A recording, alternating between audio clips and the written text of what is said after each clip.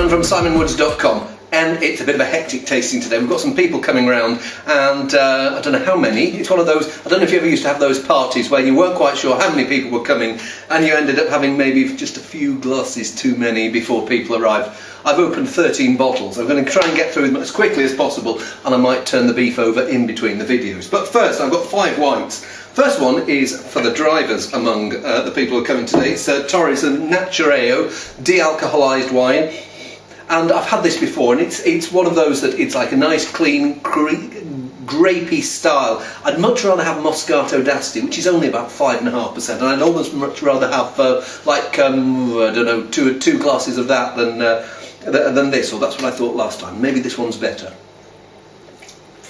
It's okay, grapey, apple-y, but it's just got something missing. It's like it's as if it's had a little bit of its heart ripped out. Maybe not ripped out, maybe that's a bit excessive, but doesn't quite feel like it's the wine it could be. Next one, I've got a couple of Chablis. This one, I might rinse my glass after that one. Next one is Domaine La Roche Chablis Saint-Martin 2009. Now this smells more like wine. This smells like it's got creamy, clean, maybe slightly waxy lanolin edges, but it's got this weighty apple and pear fruit too. It's also got a lift of minerals, slight spritz to it. There's certainly something, as well as that mineral character, that's adding freshness, and of course the acidity.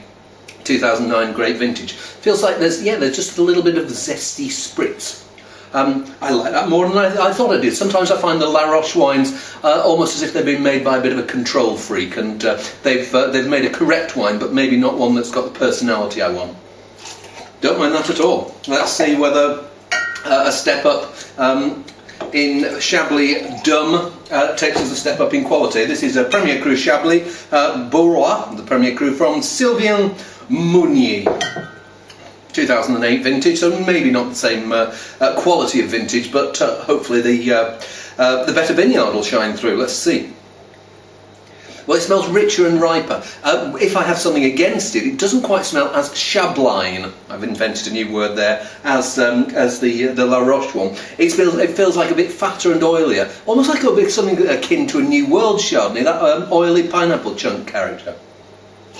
But then when you come to taste it, that's when the backbone, that's when the Chablis character fits in. That backbone, that real firm, stern spine, acidity, mineral, and one of those where it's funny, you get wines like this where the fruit shows really nicely early on, and sometimes you miss actually the more subtle hints underneath. So I think that's a pretty decent wine, and feels like, whereas the La Roche is for drinking now, this film feels like it's got the length, it's got the power, it's got the intensity and complexity to keep it going for a few more years. I like that more and more with each sip. Gruner Veltliner. I think this is Sainsbury's own label one, made by a guy called Marcus Huber in the area. I think it's called Trizental. It doesn't say Trizental on here, but I'm pretty sure it's from the area of Trizental. Not all that many wineries there. Huber's one of the main ones. One of about like 5 or 6.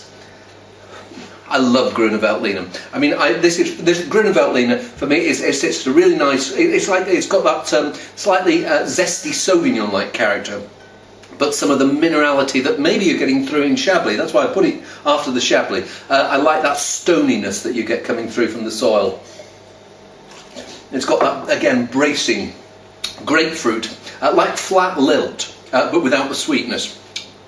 Pineapple, grapefruit, fresh pineapple, not pineapple chunks as it was as I was getting on the when I smelt the Premier Cru. And yeah, really lovely length. It's got again mixture of richness and restraint. Wines like that's what people should be aiming for. Something that starts off and you think it's going to be too weighty, but then your mouth left feeling entertained and cleansed. Very tasty. I'll be pressing that into the glasses of some people who need shaking out of their comfort zone, wine-wise, of course. Final one from Beblenheim, the Cab de Beblenheim in Alsace, and it's their 2009 Pinot Gris. I tasted Kevin Judd's Pinot Gris recently from the Grey Wacky vineyard in Marlborough, and I was very impressed by that. So let's see how this compares, because I think I've still got a bit left in a bottle over there somewhere. Like dolly mixtures, and you know when you get muslin, it's got dried tropical fruits in, things like dried papaya, dried pineapple, maybe a bit of the, not so much a dried apricot, but certainly candied peel as well. That's the character you're getting here. And there's an earthy creaminess to it, or should that be a creamy earthiness? Suffers a little after the Gruner Veltliner. The Gruner Veltliner's got the spine. This one just feels like a bigger, richer wine, but maybe hasn't got something as its makeup to hold it together and make it and keep it fresh. So nice, but step down after the Gruner Veltliner. But interesting set of wines. I'm sure they're going to go down well at the party this afternoon. See you soon.